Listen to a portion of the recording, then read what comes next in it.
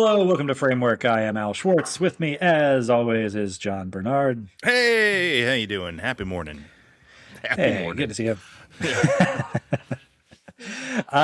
I'm having a good morning because we are here to talk about one of my favorite shows ever, The Wire, the Yeah. HBO seminal prestige TV series from God 20 plus years ago now.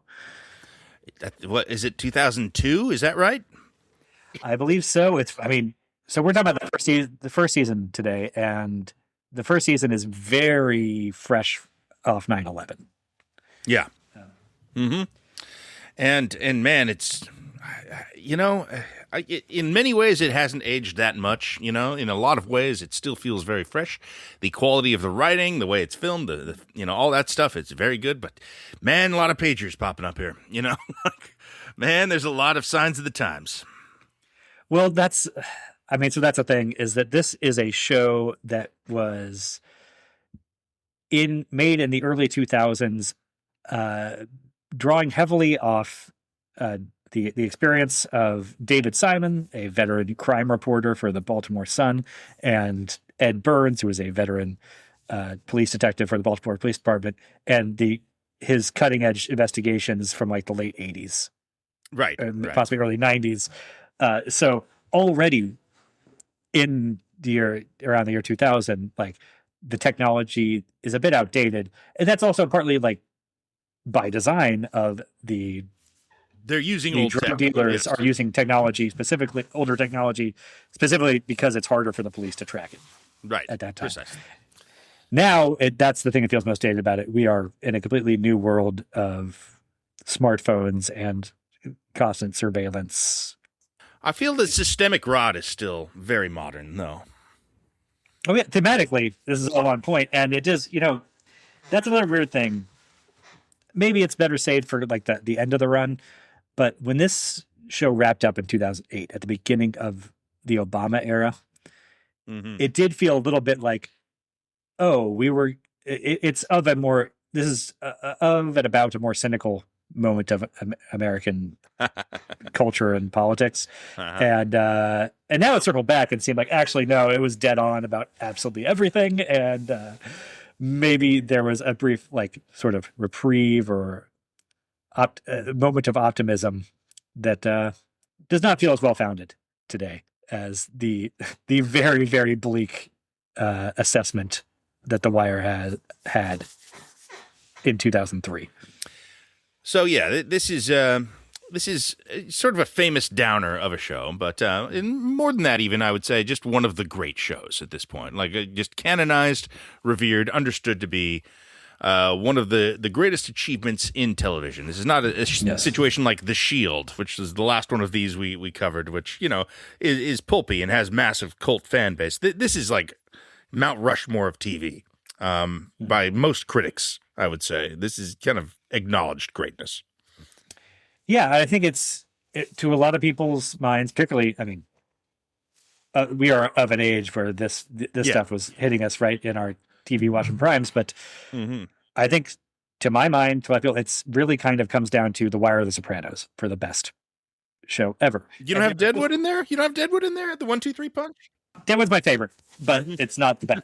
I have to acknowledge at this point that its influence is not nearly as broad and deep as The Sopranos or The Wire, in a way. And you know what? You and I are going to do a whole thing on Deadwood at some point. Once we figure out how, yes. Yeah. But the point is, for me at least, it was insane that The Wire, The Sopranos, and Deadwood were all airing at the same time on HBO. On the same network. Yeah. That was crazy. That was outrageous. That was like, it felt like things were changing. And man, were they actually changing. That was a huge, huge moment in the history of television. Maybe the biggest, a massive watershed moment. And holy shit, they're great shows. They're incredible. All such great shows. They all really hold up for me, even though, like, yes, they came out when I was in college and it was just obsessed with them. But I'm surprised revisiting them how much I'm not like, oh, this doesn't. Even like you said, stuff is aged cosmetically. That's about it, though. But yeah, I'm not really nothing much else worries me about it. The other thing is, like, this was a time when HBO was really pushing the boundaries, establishing what prestige TV was and what adult TV was. Oz had come out in the '90s, had really kind of kicked down some doors, but Sure. hadn't crossed over to the mainstream the way Sopranos did. And then Deadwood and The Wire were more niche shows. The Wire, I think, has endured more critically, and they all felt in the moment just really bracingly dark. Oh yeah. And now, in hindsight, Deadwood feels like the warm and optimistic one of the three. Very much. Very much so. But I think it's interesting. The Wire and Sopranos both still endure as very bleak, very cynical shows, but it's interesting to me to contrast that because I find them to be cynical in very different ways. Yeah, I mean, I would have to agree. I would say, I mean, they both are, have a real fine point understanding of their characters and how their characters function. But the despair in Sopranos comes from understanding of human nature individually, whereas in The Wire, it's more understanding of systems, which are ultimately susceptible to human nature. Yes, they're defined by human nature and the flaws of the people that make them and maintain them. But you're right that the despair in The Sopranos is so internal, and the despair in The Wire is civic. Yeah. Uh-huh. I mean, it almost doesn't judge its characters exactly. The Wire, they are all behaving as they are programmed to behave. They are part of the system, and the system cannot allow it just cannot deal with human beings. Ultimately, maybe no system can. Yeah, the Sopranos is, I guess, it's Freudian, it's psychological, and the Wire is economic, and it is people act according to the incentives that the systems impose upon them. Yeah. Well, one of the things, I don't know if you've seen or heard David Simon ever talk about how he viewed the way they constructed The Wire. One of their inspirations was Greek tragedy. Yeah. And, in his conception of it, the institutions of postmodern America, whether it's the war on drugs or the school system or the labor unions, take the place of the Olympian gods that are smiting the figures on the ground that are trying to please them. And that always struck me as, I mean, I could see it stepping back and looking at these seasons as a whole, but as such a weird fit for what otherwise, like, moment to moment, the thing that's so striking about The Wire is the docu-realism of it, the sense that it's so much more realistic than other television dramas. Yeah, I love that take on it, that the systems are the gods, because that's so much less literal and silly than like, well, Police Chief Rawls is Zeus in this scenario. It's nothing so didactic as that. It's more of a just sort of a thematic idea rather than characters, and that's very in keeping with the show as a whole.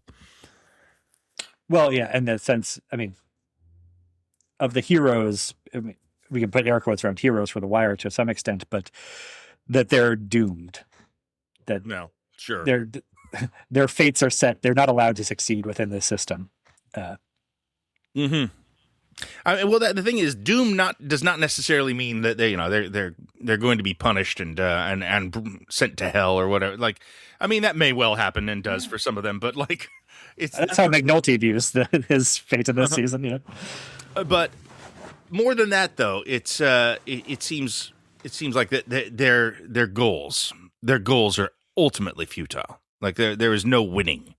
There's no way to actually succeed at the things that they are ostensibly, devoting their lives and existences to, because the system will not allow it. And I mean, this is like larger Wire stuff, but you can see it in season 1 on its own, in isolation. It's all there, when you get into the Clay Davis stuff, which I forgot he was even in this season. Yeah. And, but you can see the larger brain of The Wire already kind of turning and doing its thing, even here, as they're just sort of getting there, figuring themselves out. Yeah, especially the first season. It's a slow, I'm not going to say slow burn. It's a slow start. Like, Sure. Partly, this is a brand new type of TV show, like, at the time, and people other than David Simon and Ed Burns haven't really emulated it that much otherwise. But it really was, there's a learning curve of you had to learn how to watch The Wire that's not like other shows of the time or even now. That it's not Law and Order where there's going to be a case every week. And it's not even doing like, one thing a week that's building into a larger thing. Exactly. Like, say like a season of Justified, would have cases of the week, but an overarching season plot that was building towards a bad guy. Yeah. You're going to face off with him over the course of the season, that sort of thing. This show does not really mess with that at all. I mean, it has breakdowns season to season in a pretty obvious way, but not in the way other shows do. That's for sure. Right. And episode by episode, there's not, they spend a whole episode trying to get a warrant for a wiretap on one particular phone. And occasionally there's an individual plot that sort of arises in each episode. That's less than most shows, though. Yeah, less than any other I can think of. Yeah, I find this actually to be. I mean, look, I'm not going to say there's problems with The Wire. Exactly, but I do find it makes it a little challenging. As you said, slow start here. Just there's not a lot of episodic structure most of the time. It is one long story. It is a novel that was always the rap, that it's a Dickens novel, and it's discursive and it goes in different avenues and pathways, and it gets interested in something and follows it for a while, and as such, the individual episodes kind of don't have the tightest structure most of the time. Now there's some, and I think if memory serves, this season makes a few more stabs at that than some of the later ones do. Like there's the game day episode where the east side and the west side have a basketball tournament, that sort of thing. Things happen, and there's an individual story in individual episodes, maybe a little more here than other times, but even still, not much. Yeah, it's barely to speak of. And yeah. So yeah, I mean, and again, Simon's words are that they're trying to make a novel for television, and the comparison he would cite is, well, you look at Moby Dick. Captain Ahab. There's in the first chapter, there's no whale and there's no Captain Ahab, and so it takes a while to do that. And so that's, I guess, his justification for the slow start of this season. Avon Barksdale and Stringer Bell are in the first episode. Yeah, it's all kind of there. Omar doesn't show up till episode 4 or 5. Sure, and you can also kind of tell he doesn't have the show doesn't know how big Omar's going to be. No. Probably initially planned on killing him off this season, and he hung around a lot longer.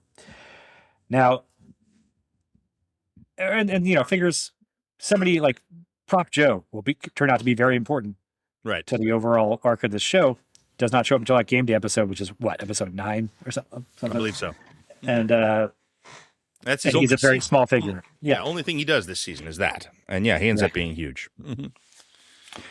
Yeah. He also sort of brings Stringer and Omar together episode or 2 later, but yeah, it's very, very limited appearance for a character. Again, we're going to talk about this later on, but just characters that I have so much on a rewatch, so much more affection for than their screen time and presence this season would justify. But I don't think it should be considered a knock that this does not have the episodic structure of Justified, for example, or The Sopranos even.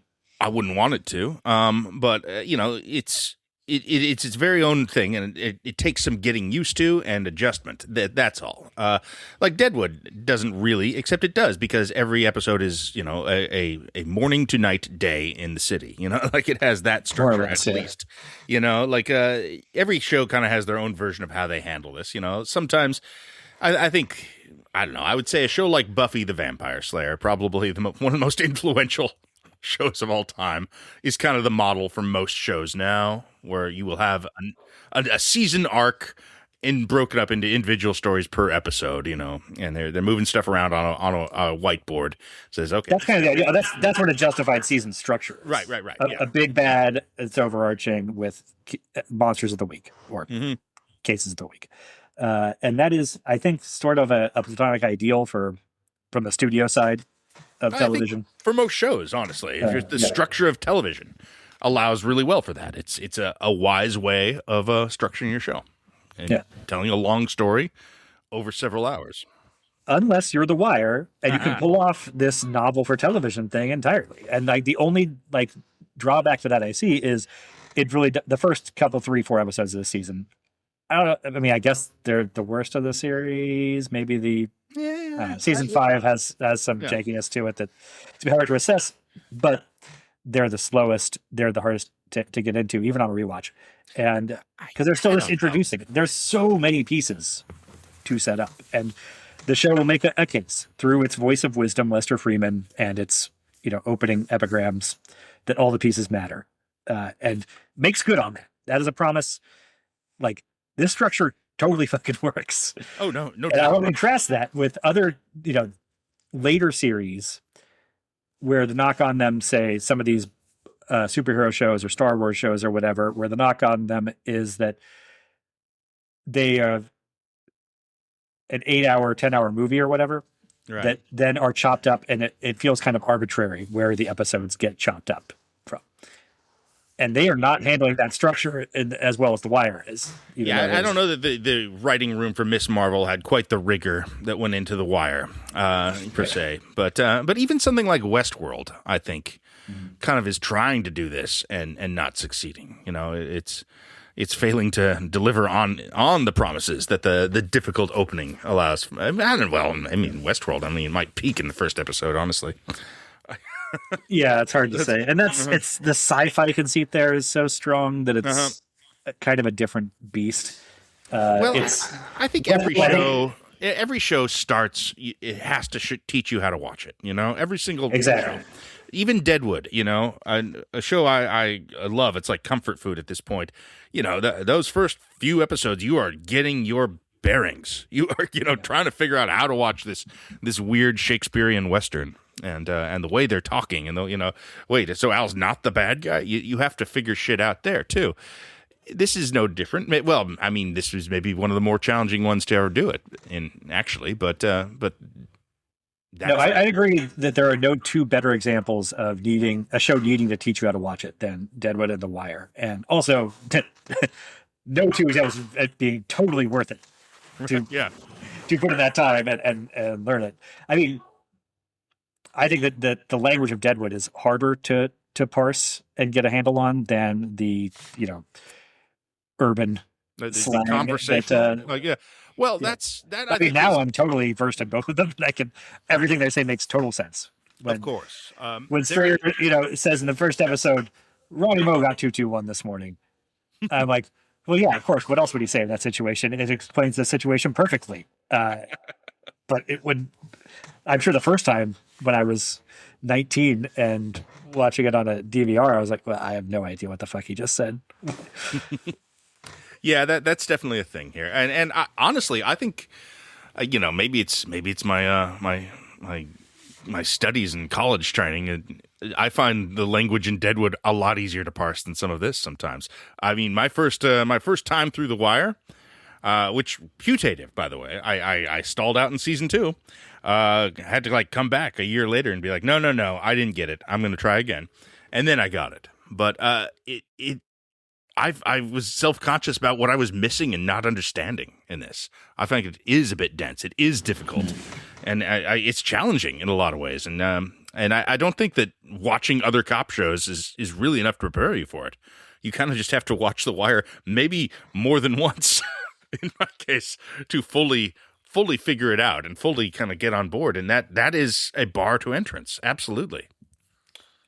Well, that's interesting. For me, it was the first season where I kind of stalled out. And I think it was... I mean, season 1 wasn't going well for me either, though. And I kind of just kept pushing. And then we got into Stevedores, and I was like, you know what? Fuck this. And then I came back, 2 years later, and it's like, oh, I get it now. So that's how that went. I've seen season 1 more than the other season as a result of that. So maybe that helps in just parsing everything. But I don't know. By the end, I think you got it. It's a language that you learn. I guess I've seen season 2 more than any other, but there's a specific reason for that, which we'll talk about when we get to season 2, probably. Sure. But for me, so the first season of The Wire, I believe, aired, or I don't know if it's the initial airing or they were re-airing it at some point, trying to drum up some more interest. But when I was first exposed to it, it was coming on Sundays with The Sopranos or after The Sopranos. Wow, that's Like, that's too and it much. was new Sopranos, and yeah, that was a tough comparison. And like I said, the slow start, it was like I could kind of tell this is good, but it's not as grabby Definitely. as The Sopranos was. But Yeah.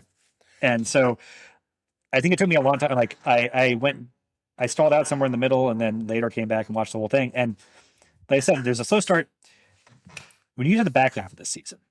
Yeah. Probably around that game day episode. Once Omar's really in the mix, and I know all of the players, all the pieces are on the board, and they're moving.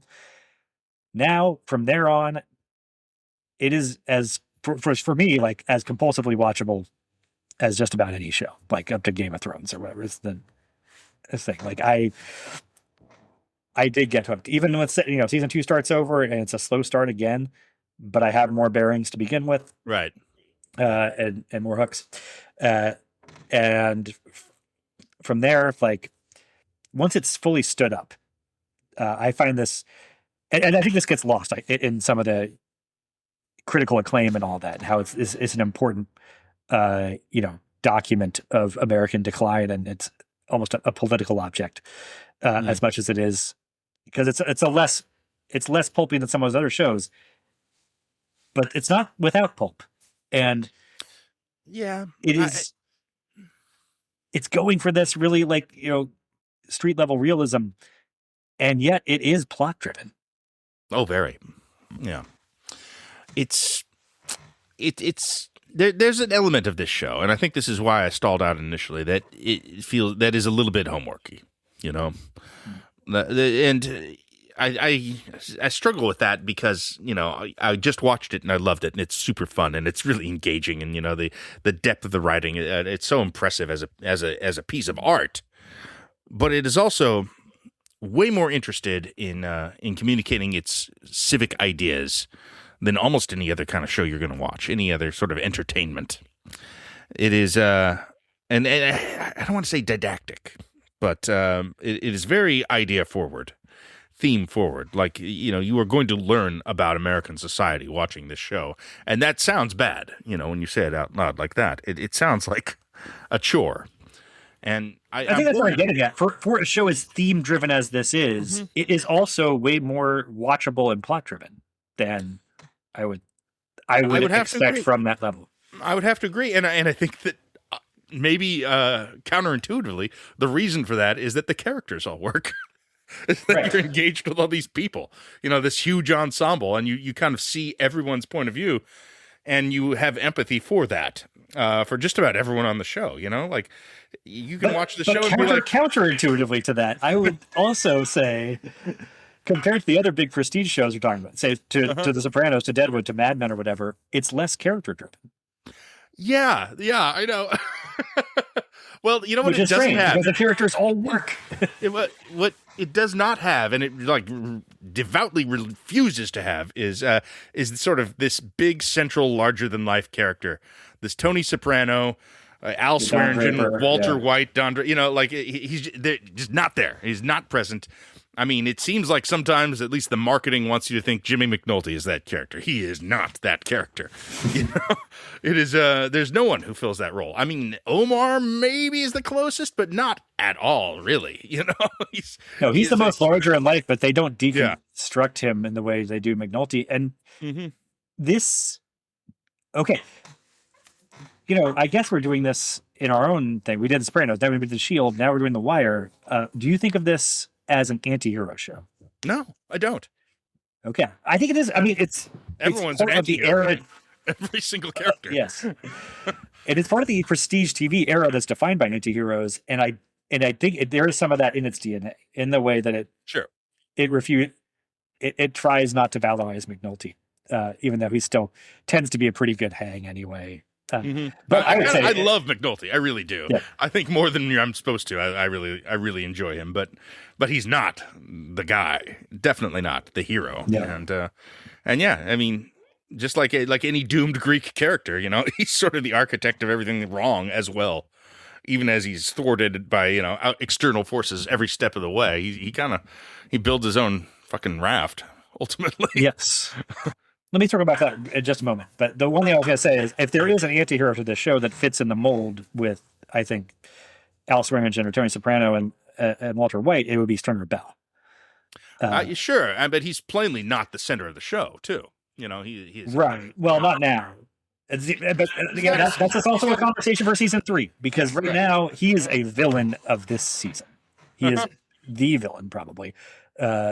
As much as he's the second in command to Avon. Avon's the biggest target, but Stringer comes off worse than him. You think? I think so. Stringer's the one who orders Wallace's murder. Well, that's the thing he does. Yeah, but what's so great about the season is that he seems like the reasonable one. He seems like the one who's interested in legitimate businesses and kind of keeping everyone's nose clean. But I think you're bringing a lot of season 2 and 3 stuff into that, because if you're just off of season 1, he's also the one who's being mean to D'Angelo all the time. Yeah, I guess. I suppose. But I always feel like that thing with Wallace comes as such a reminder of who he actually is at the end of the season, that you're just like, oh, that is him. That's him. That's why you don't fuck with Stringer Bell kind of situation.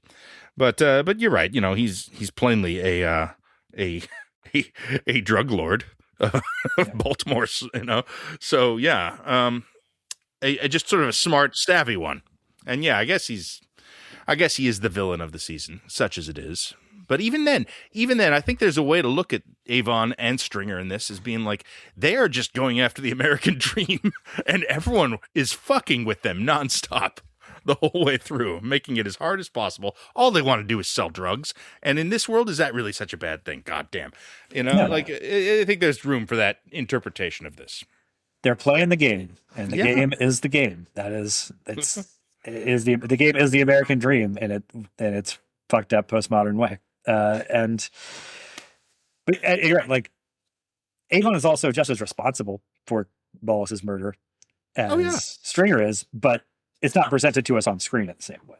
The way it's dramatized is that Stringer is the driving force there, and the one who we see put his thumb on the people to do it.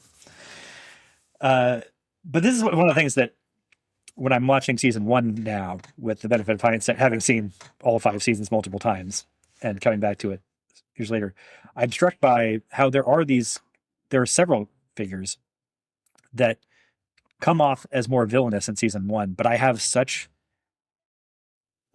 enormous reserves of sympathy and affection that I built up in later seasons, that now I'm it's a bit of cold water to see how evil Stringer Bell is presented here. How mean Bodie is all the time. What a fuck up Prez is, and not in like a charming, nice way. That Prez is mean too at the opening of this season, and softens as it goes on. It's interesting, because I didn't remember Prez's any sort of good stuff from Prez in this season. And then I found, I thought he had his redemption later, such as it is, to the extent that redemption is possible. But like, no, he's on that path already. It's interesting that I remembered it that way, but I remember him fucking up badly. The 2 a.m. bust in the projects. Yeah. Well, they all, I don't know. It's hard, because I am still carrying that sort of residual respect for everybody. Even somebody like Clay Davis is pretty much plainly a villain here. And I don't know that Clay Davis is a rare figure who's going to stay a pure villain throughout the right, show. But I have a lot more affection for him later. Sure. Such as it is. As a character on a television show, he's fun. Right. But I have more sympathy for Stringer Bell and Bodie that very is much retroactive to the later scenes. Or the best example of it is, I was stunned watching this season and going like, oh yeah, he's presented as a bad guy initially, but there are few fictional characters that I have like affection as pure as I do for Weebay. I just love Weebay. It's a really good And that's performance. not from this season. It is. I'm like, why did Hassan Johnson never become a character actor that we started seeing all over the place? Dude, I could He's ask that so about charismatic. I could ask that about almost everybody on this show. Like why haven't we seen more Clark Peters? Why haven't we seen more Jim Truefaust? Why haven't we seen more of I don't know, the guy who plays Landsman? You know, they're all like these incredible faces. And you know, the answer in most cases is well, they actually have all worked, you know, for years on television shows.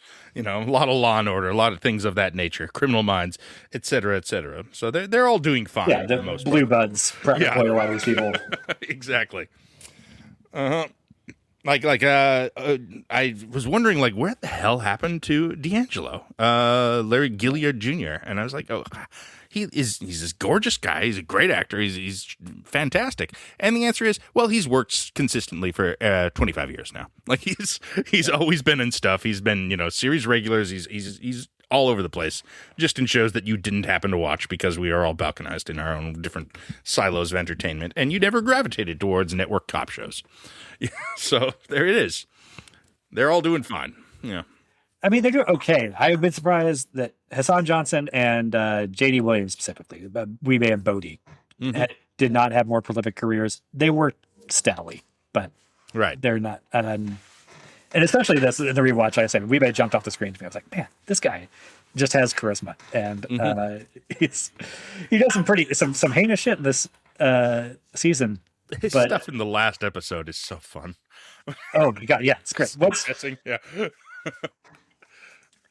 After the really heinous stuff is when the girl ODs at the party that he's having, and that it's kind of off screen, like, but they just dump her, and that's terrible. And then it's amazing, like once Weebay's involved in shooting the female police officer, it's like everything he does after that is just so charming to me.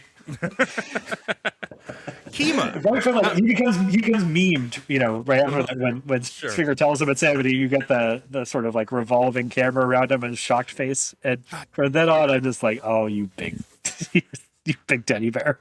I'm honestly shocked this hasn't been more memed at this point. I guess if it were 10 years more recent, you know, if this came out in the teens, that you would have so many fucking Wire memes at this point. But, you know, I don't know. Now you got like a few McNultys and that's about it. I mean, it should be so many more.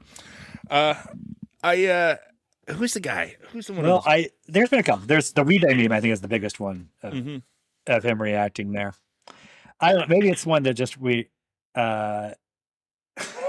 it's come up a lot, I'd say. Let's call it the last year, and then also a lot between 2016 and 2020 for some reason. But the bit in the later season where Stringer snatches the notepad and asks, "You're taking notes on a fucking criminal conspiracy?" Yeah, there should be so I've seen many that one Stringer pop up. memes. There's so much room for Stringer Bell memes. Idris Elba, he's the only actor in this that kind of like exploded in such a way. Michael B. Jordan. Yeah, well, okay, sure, right. Who I forgot was in this season. Yeah, there's a Actually, 10-year break there, I guess, before yeah. he like really kind Of course. But Michael B. Jordan is plainly a child in this. He looks nothing like who he is now.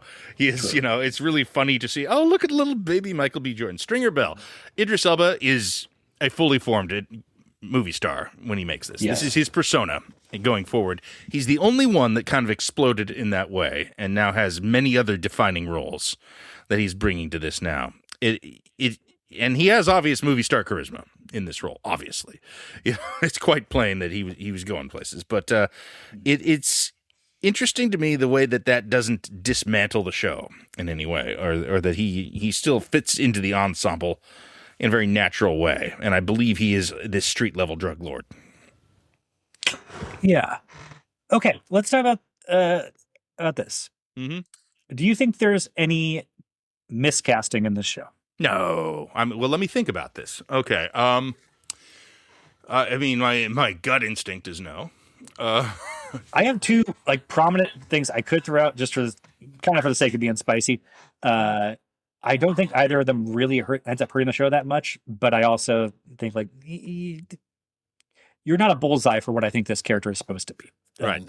And sometimes he gets it. So, number one, Wood Harris as Avon Barksdale. I think it's a very good performance. Uh-huh.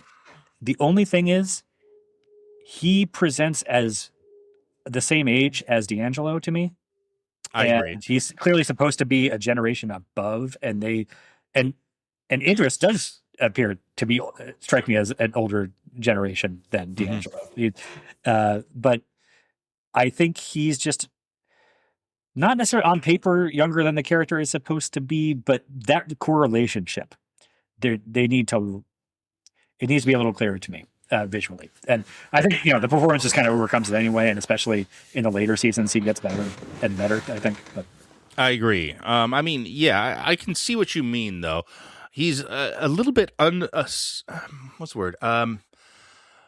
Unassuming for the most dangerous man in the show, Baltimore. essentially. Yeah, like he is the drug lord of note, and I guess that it's a partnership with Bell, but like you would think that Elba would be playing that character, like sort of the face king of the thing. As well, but opposed to the sort point of the character is also that he's unassuming, or that he doesn't have a ton of flash, and that he is flying under the radar. The cops. It takes them 3 episodes to even to figure out what he looks like because they can't get a picture of him.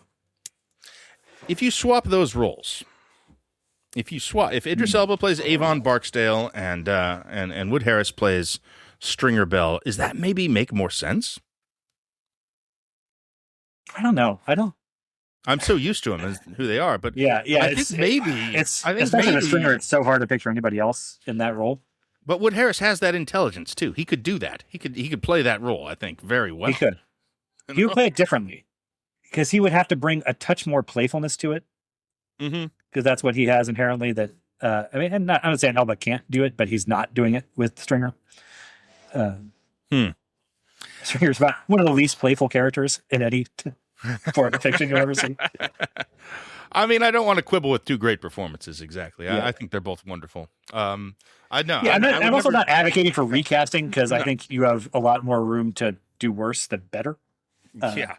Uh-huh. But if I'm just looking at it, if I'm looking at their audition tapes, I think I'm going, he's good. We may have to make him be Weebay or somebody though, because we need somebody who looks 5 or 8 years older to be the father figure to D'Angelo.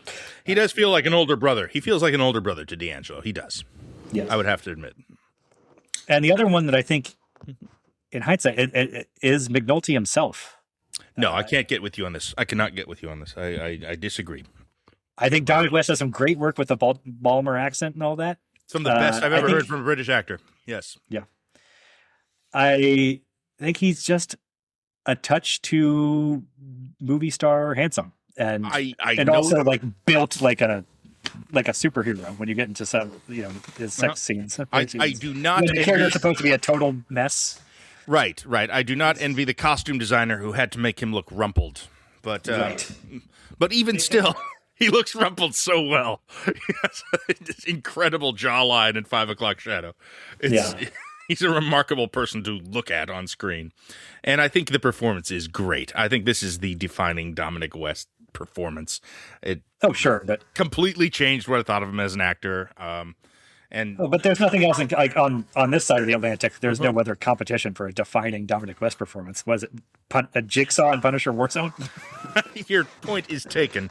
But it's the sort of thing that will make me take notice of him for the rest of my life.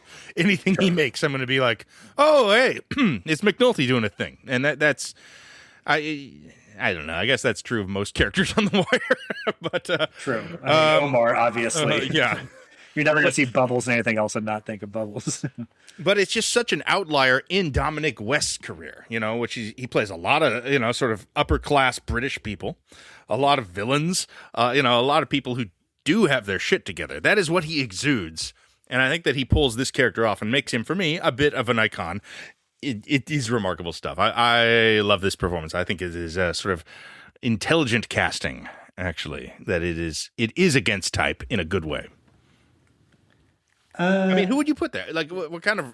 do you know who the first choice was? No. Oh my God, this will blow your mind. John C. Reilly was Weird. supposed to be. It was offered the role. His wife did not want to move to Baltimore, so he ended up turning it down. And Dominic West was the second. Like, Wow, that's a sliding door situation. My God, Exactly. What a different show entirely it becomes at that point. everything's different. The whole world is different. Trump's not president if that happens. My God. Well, maybe. Wow. I mean, I'll flap all the butterfly wings we can just to see. But wow. I mean, I get the logic there. I see. That's a very, very different McNulty. you got to think that's one of the last times they were up for the same role. Yeah, I would imagine. I would like to see Dominic West in Step Brothers, but even still, yes, that's funny. Wow. I don't know. You get these weird things like Ed O'Neill as Al Swearingen, these sort of bizarre alt worlds that we, that almost manifest, and it's just impossible to visualize for me, especially with stuff like this. These iconic shows. Or who was this? Little Stevie auditioning for Tony Soprano. Yeah, or Anthony LaPaglia, was it? It was also up for. Anthony LaPaglia did. Yeah. Michael Spoli, who ended up playing Jackie Aprile, was I think famously the second choice. Wow. Yeah. Mm-hmm. There's a lot. There's every show, every big. There was a Sopranos documentary that has a lot of screen test stuff that's very fun. Oh, that sounds fun. That does sound interesting. Every single big show. Who is the almost Walter White? Was it? Is John Cusack? I believe. Right? Yeah. Was it John? I was going to say Matt with Ferris Bueller. What? Matthew Broderick. It was one of them. Yeah. I think it was him. Yeah. Yeah. They might have both been offered it, but I think right. Broderick was considered more. Broderick would have worked, I think, actually. Mm-hmm. In a weird way. But again, you don't want, and again, I don't know where it worked. You don't want to replace that performance. No, I mean, in none of these cases, you want to replace the performance. But John C. Reilly as an alternative is instructive as like that visually, it makes sense. An alcoholic Baltimore police detective fits the profile more than Dominic West does. And it's just, and the performance is very good. It's only occasionally like, I've been watching some of season 2 already. He's on like a real bender kind of rock bottom situation, but he's still got his 300 body. Right. And it's just like, it's like rock bottom doesn't mean the same thing to people who are, Hollywood nines as it does to somebody who can look like John C. Reilly. It's TV, man. I mean, I know that no one else on the show looks like him, but even still. Well, the rest of the show does not present his TV in that way. So that stands out to me. I got you. Yeah, that's true. I must admit. But some people are just unfairly built and jacked their whole lives. Maybe, like I'm sure Dominic West, for example, is somebody who is just going to look like that no matter whether he was an actor or a bricklayer. This is just the genetics he got. So Idris Elba is that way, and that fits the Stringer character for me too, though. Yeah, that fair enough. But he has. And I don't know that it fits the Jimmy McNulty character quite as well. Who's somebody distinctly not as self-possessed as. I just don't see McNulty ever making it to the gym. And I see Stringer having some sort of exercise regimen. You're not wrong.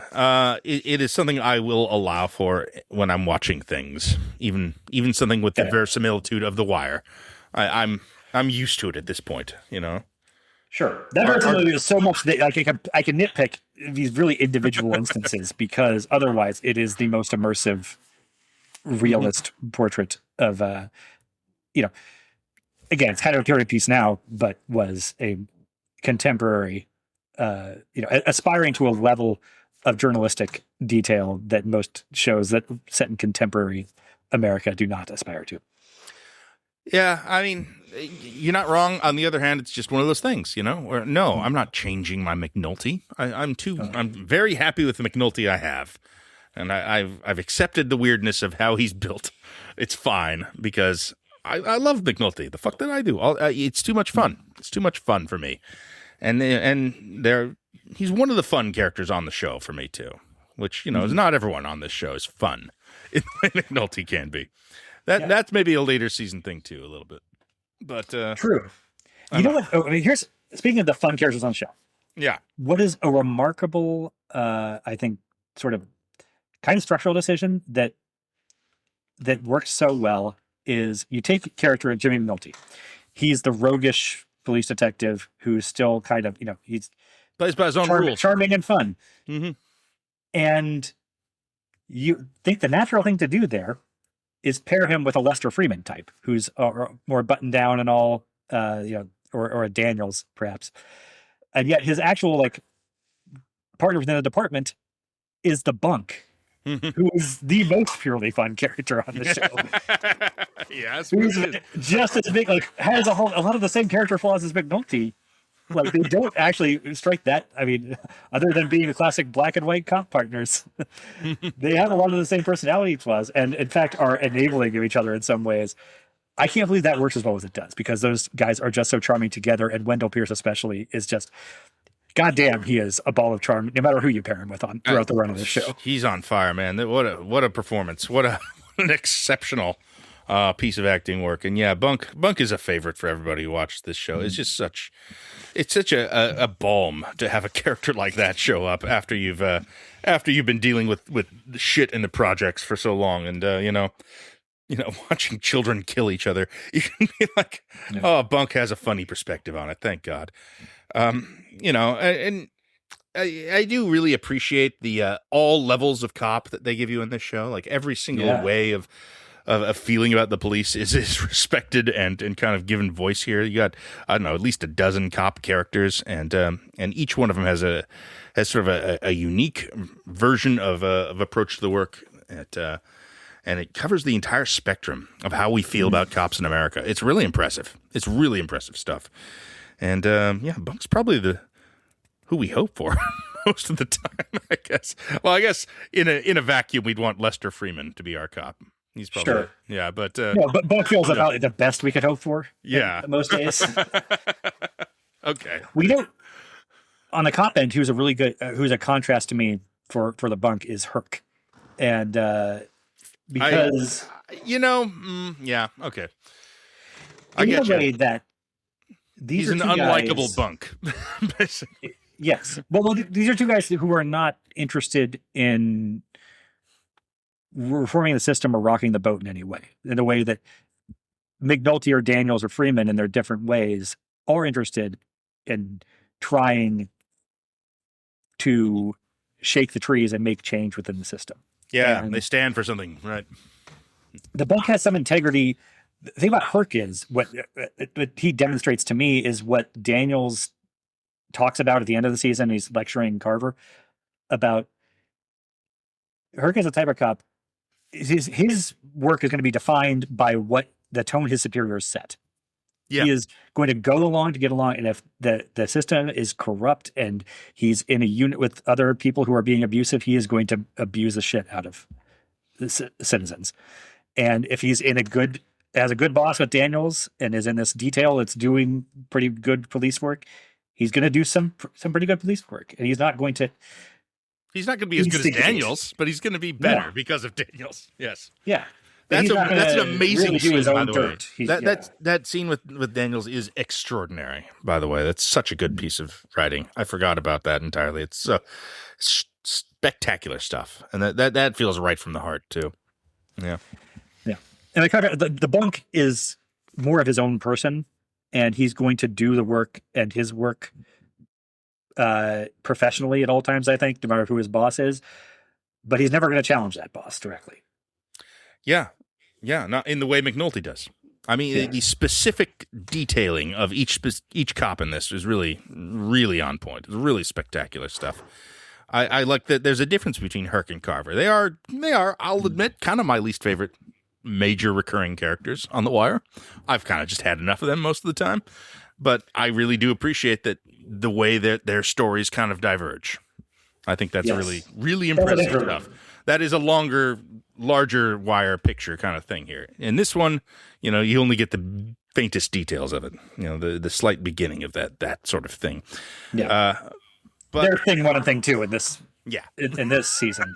Exactly. And Carver is a character that, Herc and Carver aren't presented that differently in this season. With the benefit of hindsight, you have more affection for Carver and less for Herc, probably.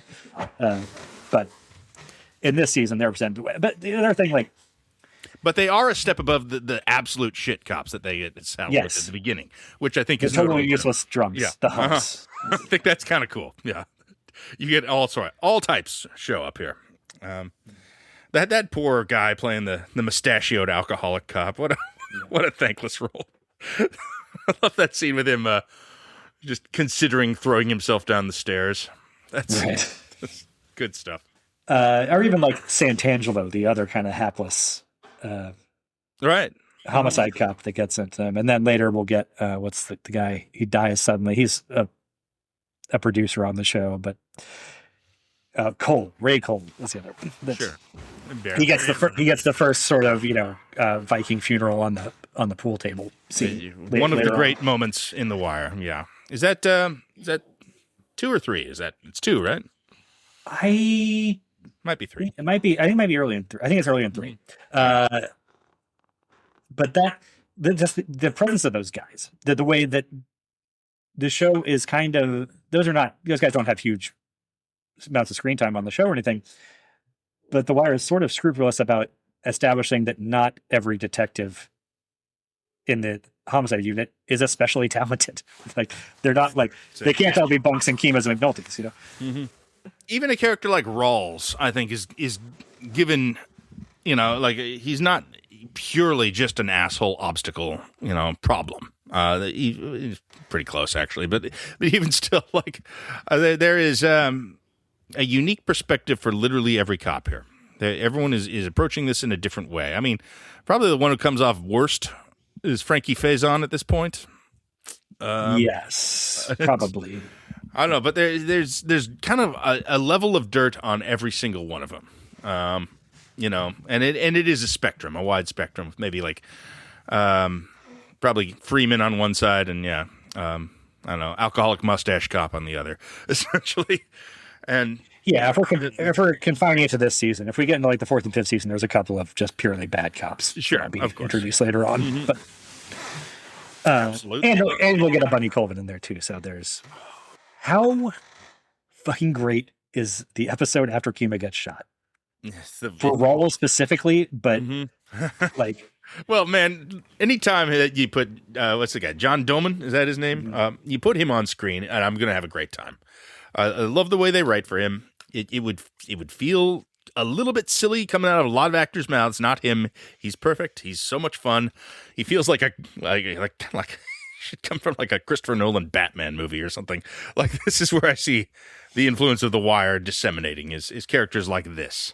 Like they feel like this becomes a type because of this performance. Maybe that's another one though. Those first couple episodes, I feel him not at his best, where it's a little.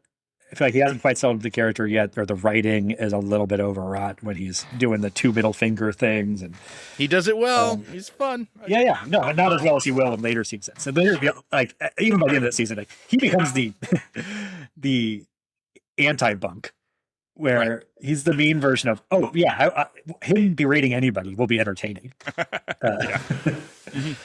Landsman maybe a little bit too. They write him a little more mannered than others, but man, the guy playing him is he's just a delight. He's having a ball. Yeah, he's so much fun. And he's another one where you're kind of just like, I actually don't know if this guy's a good cop or not. It's no. Well, it's really The Wire is sort of unconcerned about validating that or boxing him in one way or the other. I mean, it'll underline some of the bad ones, but that's about it. Yeah, but but not for the Landsman character. No, absolutely not. You know who I always think deserves more on this show, especially when I watch season 1, is Kima. I'm always how is Kima not one of the most important characters on this show? Is she not? She kind of feels that way to me. Does she? I feel like but maybe that's projecting. I think backward she from the fades later seasons too. Into the background as the show goes on, and I'm always like, why wasn't Kima like front and center? She's awesome.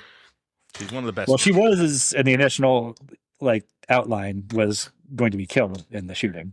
Oh, damn! And I think that was a thing where a network note actually, was good for the show. I think it might have been that you only have 1.5 female characters on this show, and you probably shouldn't kill that one. I'm shocked they even tried to do that, frankly. Yeah.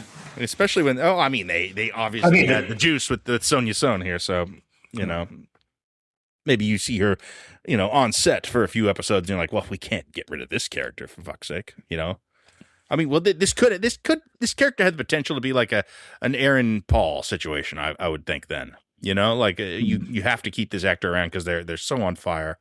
And then I don't know. I don't think they really utilize her after this season. This I think the most she gets to do is season 1.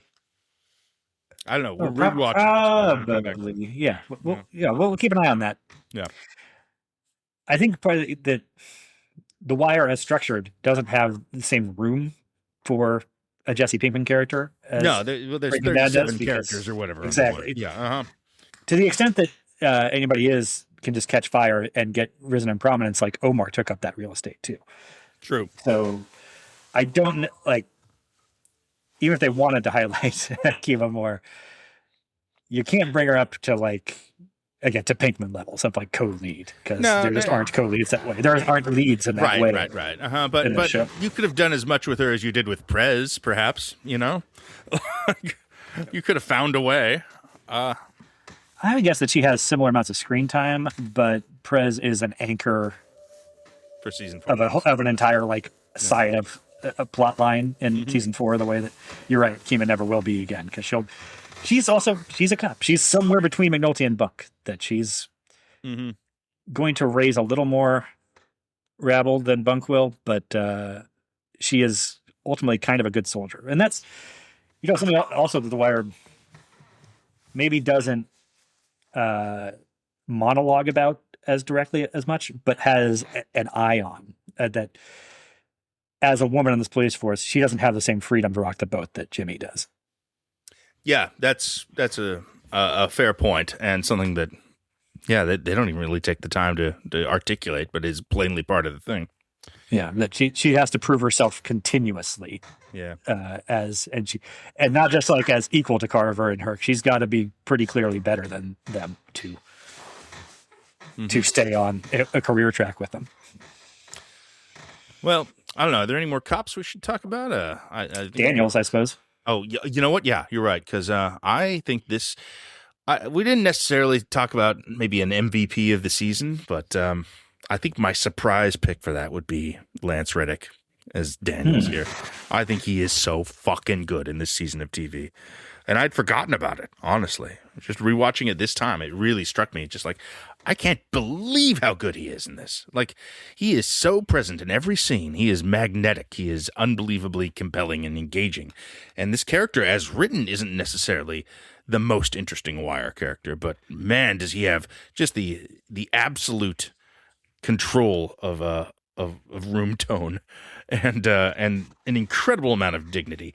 The stuff they do with him, and obviously we're going to see more Lance Reddick over the course of the series, but it does feel like he really gets to shine here. Every single scene he has, him and another actor, is one of the best scenes in the episode.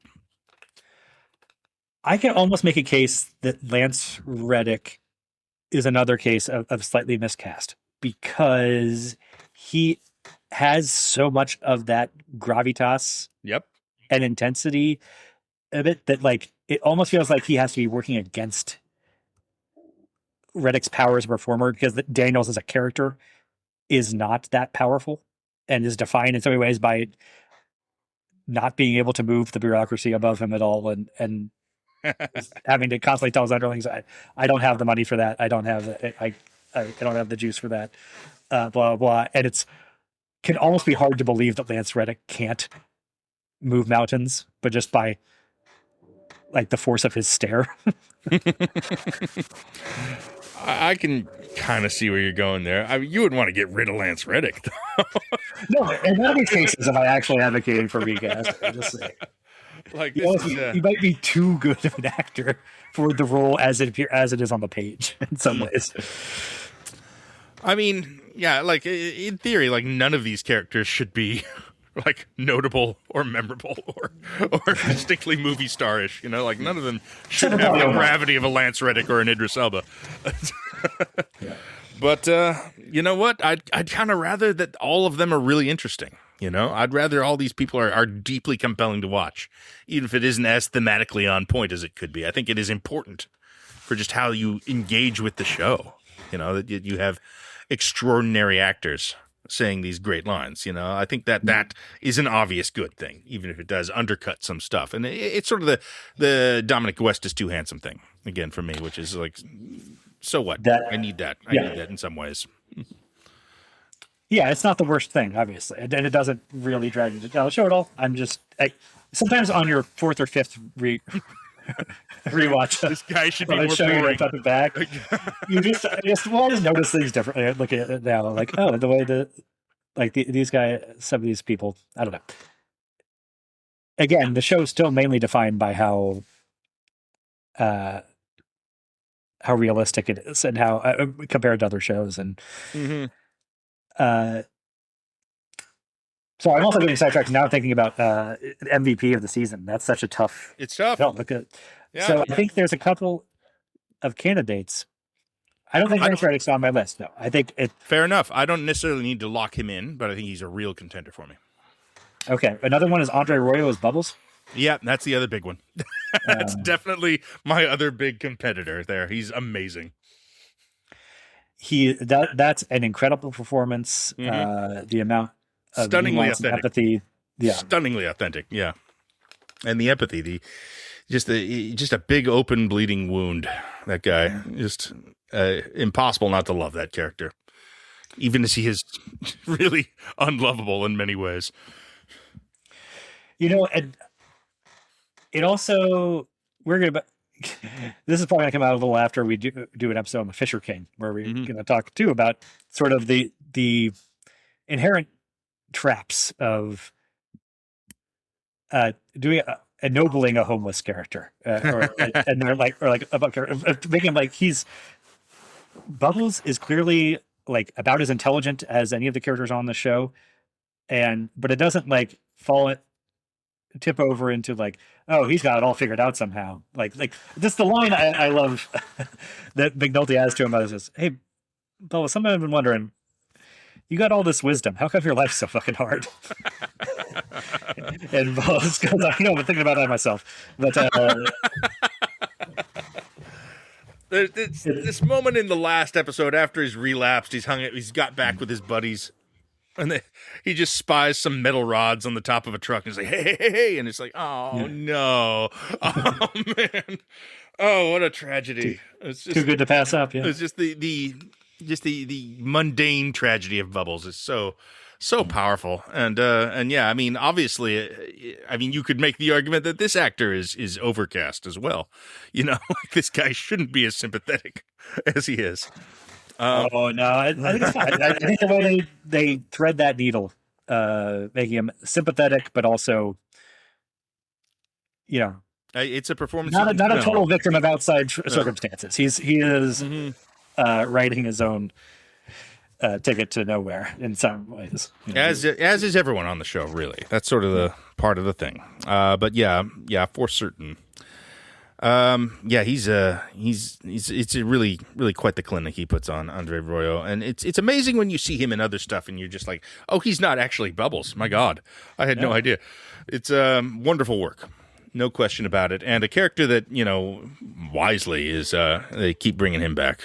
This could have been the end of his story completely, but no, he's just part of the furniture in Baltimore. Yeah, and it's such an important window onto the user side of things like that. Yeah.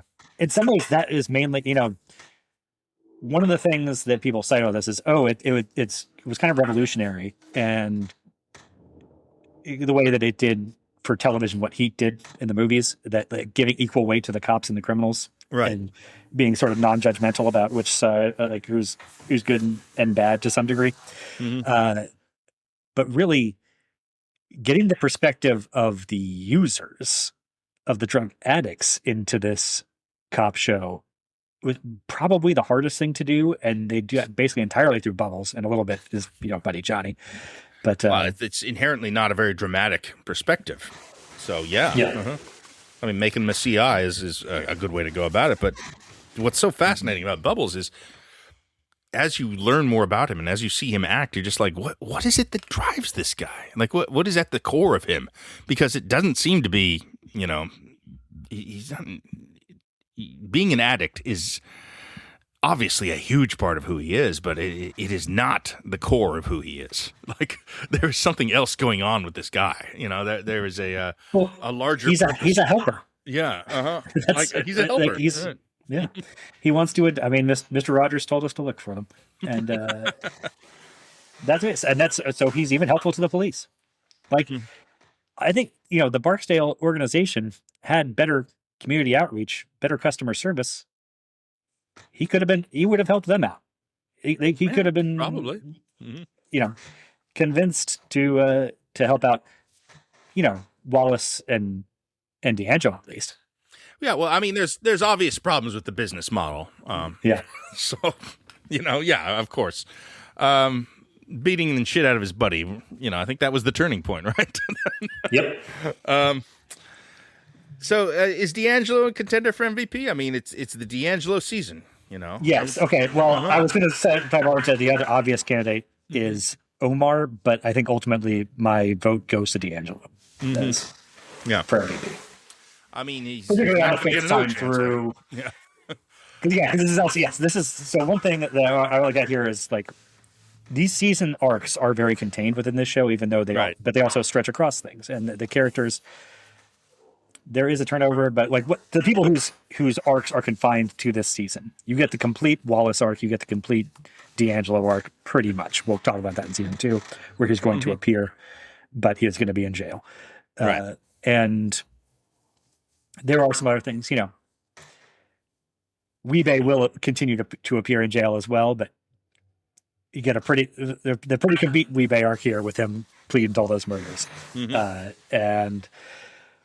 So I think because of that, because this season is more the D'Angelo season than the Omar season, I give Larry Gilliard my MVP for performer and character. Is there a proper Omar season? He's always, I mean, being the breakout character of the show, he is sort of a spice, an additive who will disappear for episodes on end, kind of throughout, right? No, I mean, I think his best storyline actually is probably season 4. Yeah. No, excited to get back to that one very much, obviously. I mean, to a certain extent, they had a hard time reincorporating Omar in future seasons without repeating what goes on in this season, which is he robs some drug dealers, they kill his boyfriend, and he gets and he goes on a revenge spree. So like first time hits the hardest probably, but also the way the season's structured, he also just dips out for the final stretch. Right. Like he does not, his revenge does not climax properly in the season. So it is a star-making I wouldn't say it's his best performance. season. It is, it's a wonderful, wonderful appearance. Michael B. Jordan, or not Michael B. Jordan, Michael K. Williams. Michael K. Williams, excuse me. Michael B. Jordan's great as well. Yeah, and J.D. Williams as Barry is great too. So it's but yeah, he's this puts him on the map, and he will go on to work consistently in high profile stuff for the rest of his life. Tragically short. But same with Lance Reddick. Same with Robert Chu, played Prop Joe. Now James Ransom. These guys are dropping like flies now. Oh god damn it, that sucks. Yeah, James Ransom. That's coming up next season. Shit, that's gonna be sad. Especially with his arc. Oof. But yeah, it's I don't know. There's been many superlatives thrown at the Omar performance, and I think it all deserved. I think the writing, it's a bit of a gift of a role as presented here. And once they found the right guy, it was kind of obvious that this was working. Yeah. And yeah, you said they were considering killing him off. Good call, not doing it. He's awesome throughout the show, and always one of the most fun characters to spend time with. So he's very, very possibly the MVP for the series as a whole. That is the thing. Yeah, I think he's somebody who probably gets MVP for the series, but doesn't win MVP in any particular season. Yeah, I think that's right. But like I said, total gift of a role for how he is allowed to be larger than life in this milieu that is otherwise trying very much to be life size. And not to take anything away from Michael K. Williams, like just the little twists he gives to like the shortest little oh indeed stuff like that. Exactly. It's just a pleasure. It's just so much fun. That's the closest you get to quotable lines. It's just little things that drop out of his mouth. Yeah, it's a great performance. Obviously, we'll talk about it more throughout the entire series. So I don't know, like, um, that here is where I have the most to say about him. Yeah, I don't know. I mean, this is the straight up cops and robbers. Not robbers. I guess cops and drug dealers kind of season of The Wire. This is the most focused on cops and the most focused on the drug trade. I don't know. Three is pretty drug trade heavy, I guess. But but it's also 3 is getting into some more fanciful areas where of Amsterdam and the New Day co-op are things that I think might be Clay more Davis and politics. Yeah, it becomes larger in scope in an obvious way. This is the biggest police season, right, of The Wire. But also the drug dealing stuff in season 3, I'm saying, is a little more. I think maybe writers' room inventions. The drug dealing stuff in this is very grounded in Simon's books and Burns' investigations and what the way open air drug markets in Baltimore operated in the late 20th century. Well, I'm very curious about how that relates to Amsterdam then as we go on. One of the most fascinating concepts in any show from this period, as far as I'm concerned, and something that's always kind of stuck with me is like, wow, I mean, they were actually like proposing ideas here.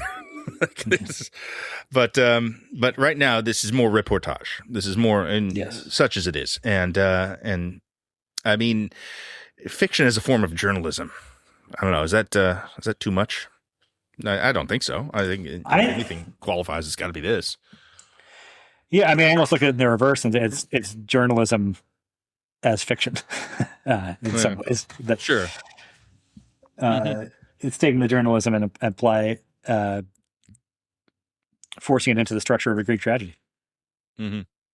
That's so fascinating to me that this has such verisimilitude, but also such mythic kind of connotations. It's hard for that to exist, in sort of a conversation with each other. It does. And the other thing that, we talk about the tragedy elements of it and how the heroes are fated to fail, and also how it's theme driven and what that means. Like we did another episode a while back, I think on just the concept of spoilers. And I was talking about 2 more recent shows being Succession and Industry. I'm watching Industry again right now because it's got a new season going, and how I find that there's something that stops me from fully engaging with those because I understand the thematics of them so much to know that, well, whatever's going on here, it has to end badly. Right. And it has to end badly in these particular ways because they have to say these things about the society. And The Wire, in a way, and The Sopranos at the same time too, maybe it was just that when I exposed to them the first time, it was not as obvious to me what the thematics of an HBO show were, what the thematics of these particular shows dictated the first time through.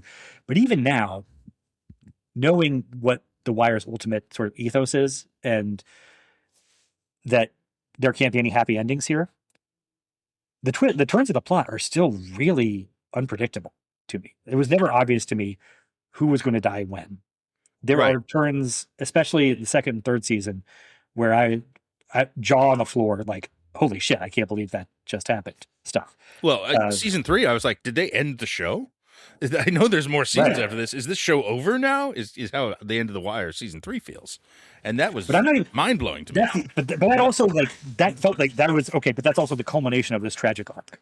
That you look at that and say, I mean, The Wire, okay, probably more than anything, embodies the feeling that they say you're supposed to aspire to in fiction writing, is that your plot turns should feel surprising but inevitable.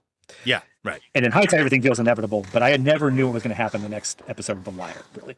At any point during the thing. I wasn't even thinking about you're talking about Stringer Bell's ultimate arc. I'm talking about the turn like Prez takes in season 3. Well, sure. It felt like something that felt like a turn out of The Shield, where like all of a sudden, like, holy shit, like this, Aceveda got raped. What? It kind of drops it out of nowhere, but lends itself to a verisimilitude of like, oh yeah, and a real life incident like that would not have a long, clear, dramatic arc leading up to it. Yeah, but yeah. Well, this show, and I think The Sopranos to an extent. I feel like Well, The Sopranos very much, and I think The Wire as well a little. We're both kind of, as they aired, kind of, there was a, like, who's going to get killed? You know, like, who's The Game of Thrones thing, yeah. Yeah, uh-huh. And they played with that, which, you know, kind of kept people focused and, you know, on the watch, but they were, with that kind of in the balance, they were able to fuck around with themes and ideas and stuff and really develop all those while people weren't really paying attention because there was like, who's going to get whacked this season? You know, like, and, you know, that's sort of a weaponized use of audience expectations. I don't know. The Wire was never quite, you know, a water cooler hit in that way. It's a little hard to parse. I remember that being some of the conversation, though. But TV forums had become a thing then. And I, you know, right. I was in the, and in the later seasons, we were in there doing some speculating. For sure. The way that we're familiar with from Game of Thrones or The Sopranos. What's remarkable to me, okay, so Sopranos came by its unpredictability in a different way, which is that because it was so character focused, it could abandon its plot at any moment and go and take wild detours that you didn't see coming. So cool. And that frustrated people at times too, but in hindsight, it's kind of what we love it for. The Wire being more plot driven, the way Game of Thrones is plot driven, it does seem like it's harder, or Breaking Bad, I think, is in this mold too, is being plot driven, and it's harder to bring the surprises in that mold because the plot does need to make more A to B to C sense, and that limits your options for taking strange detours or whatever. And particularly with The Wire being in the most realistic, grounded setting of any of those, seems to limit it even more. And yet, it was never obvious to me that who had to die when. Up to, I think, in the 5th season, I think I had a pretty strong idea that Omar probably wasn't going to make it out. But not how or when. And I think part of that is because the thematics of the show are such that it's about the machinery. It's about and because it's not character driven, the characters are cogs in the machines, and any of them could be taken out at any time, and the story would go on because the machine would keep rolling on.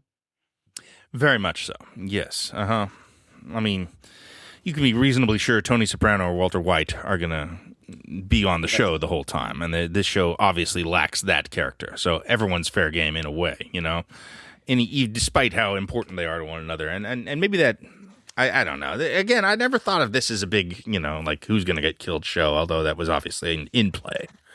Because literally anyone could get killed and the show would persist. It would continue, and it would be, even McNulty, it would be very much the point that shit keeps going. But that's the interesting thing too, though. Actually, the police characters were never in that much danger, even as much really as they might pretend that they are on Law and Order or Blue Bloods. But because that's a function of the show's trying to be so realistic that, like, cops don't, like, for as much as the fact that blue people will tell you it's the most dangerous job in the country, they don't actually get killed in the line of duty that much. Not like once per season type of things in a police force the size of Baltimore's. So that's the card that they were not going to play much. So that is a whole side of the show that was relatively safe in that way, and yet I never felt like it was predictable. I mean, cops do die, but it's usually from a heart attack or what, shit like that. And Kimo gets shot. That's the only sort of hurt in the line of duty thing, I think. That's it, the whole show, yeah. I think. Well, the Prez thing in season 3, I guess. Well, I guess. But that's not somebody we know. No. It is, like I said, it's remarkable how it feels like, this, with the entire picture in place, of course, it all has to go this way. The drug war has to continue the way it has. The police department can't be reformed, blah, blah. And yet, watching it week to week, I was, on pins and needles, in much the same way that I was watching a new episode of Game of Thrones, wondering who's going to get murked this week. Well, I mean, it's so watchable and interesting and fun, honestly, which is, sounds at odds with what the show is in many ways, but it isn't. It's completely compelling the whole way through. This is a pleasure to rewatch it. I found it difficult to kind of binge it. It's a tough show to just more, another, it doesn't work in that way necessarily, but individual scenes, this is a blast. This is very entertaining, really interesting, really fun to watch these actors bounce off each other. This sort of idea is explored. It requires your attention in that classic HBO way. Like, you can't have a phone out or anything like that. You got to be locked in with The Wire, which is I fear like something we're losing. Honestly, there's I think shows that, like this must. anymore. Like, shows of this sort of ambition don't really exist. I mean, they want you to be able to pay attention while you're doing something else on your phone most of the time, and that even an HBO show feels a little bit more like that these days, sadly. So it's wow. You know what? I was making a larger point, and I just got depressed in the middle of it by this sidebar. Well, okay. Speaking of depressing things, and talking about how fun and watchable this is scene to scene, let's talk about the least fun scene to watch in almost anything that I've ever seen, which is Wallace's death. God damn! What an upsetting death. Yeah. You know what? I didn't remember this was Michael B. Jordan. I certainly remembered the scene. I remember I haven't watched it since he became famous. I kind of thought he was one of the kids in season 4. In retrospect, yeah. And then I came back. I was like, oh nope, there he is. He's he's playing that role. Oh shit. And I think that Michael B. Jordan, like, that should be taken as a compliment, not a slight. That you didn't remember. You remember the character. Oh yeah, I certainly remember the character. I just didn't know it was him. Yeah. What you did? Yeah, you didn't remember the character based on. Oh yeah, it's Killmonger. That that's what I remember about the character. You remember Wallace. I remember Wallace. Yeah, and it's sort of an unforgettable character, frankly, because of that scene. One of the hardest scenes I've seen in any television show. Yeah, man. Mm-hmm. And it's crazy that you can't write those. That Brody and Poot are not like just characters you want to see die for the rest of the show. After that is amazing. Amazing how much I come around on that. Absolutely stunning. Because it's fucked up that they're in that situation anyway. I think is part of the disturbing part of that scene. That's such a tough sell that they are victims in that scenario too. Yeah, and the way that's like. Again, J.D. Williams does a very good job as Bodhi throughout, and Malik Carr, I believe, is somebody that I also wonder why did that guy not work more. I mean, not that he's a huge standout here. Poot's an interesting character over the run of the season, just for how uninteresting he is. Right, yeah. He's the pawn who never aspires to get to their side and become a queen, and he just becomes a survivor of sorts. But the way that whole structurally is put up, where Stringer tells Bodhi, "You got to kill him," and in so many Bodhi words, has to lean on Poot to bring him along on that. He tells him the phrase is, "We got to step up or step the fuck off," and that they don't have a choice about this, because if Poot said no to that too, that might put him next on the list. Yep. But the way that in the lead up to that, Bodhi has to drag him along up until they get into the room, and then when it's time to do it, Bodhi's the one who's hesitating, and Poot has to be the one to tell him, like, "God, do it, God damn it!" And if you're gonna do it, yeah. Oh, yeah. Everything about that is so unpleasant and just feels so real and raw and just vicious and deeply ugly, and in a way that you may have forgotten that this is what is at the core of a lot of this shit, as we've empathized with all these characters, over the course of the season. And it's like, no, this is children who've known each other since they were born, put in situations where they have to murder each other, and that he wets his pants. It's so awful. It's just the most extremely nasty shit. And poor Wallace, man. It's one of the most upsetting deaths I've ever seen in media, I would have to say. Yeah. And I mean, it seems now when you watch the show, like that, having seen it a number of times, this was always the entire point of Wallace, getting to this moment. Yeah. It is another interesting sliding doors moment, though. Like, if Wallace hadn't died there, does Sinners not exist? If Michael B. Jordan was playing Poot instead, how different is everything now? That is the one. Yeah, I don't think that there's no version of this where Wallace doesn't Right. die here. I don't think that he could continue to be on the show afterwards. But yeah, and I don't think the show can pull that punch and still be what it is. Actually, as upsetting as it is. No, I'm not advocating for that. Yeah. I'm just saying, like, it's... No, yeah, but was he if he's in a different role? Yeah, does he end up in Black Panther and do we Sinners and all that stuff? Yeah, that's interesting. Yeah, it's one of the hardest things to watch. It's still and one thing I'd forgotten about. I think because that sort of my version of thinking, oh, he's part of season 4.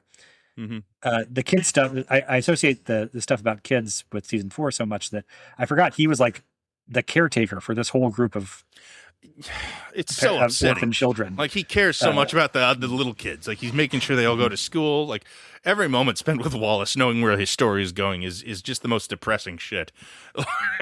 and the fact that he could have just stayed out too, if he just stayed out of town. It's just, the whole thing sucks. It's just such nasty, mean-spirited storytelling, but it reflects an obvious truth and is necessary for the show ultimately. It's so much worse than the Kima thing. Like, the Kima thing is just TV shit, it feels like, compared to that.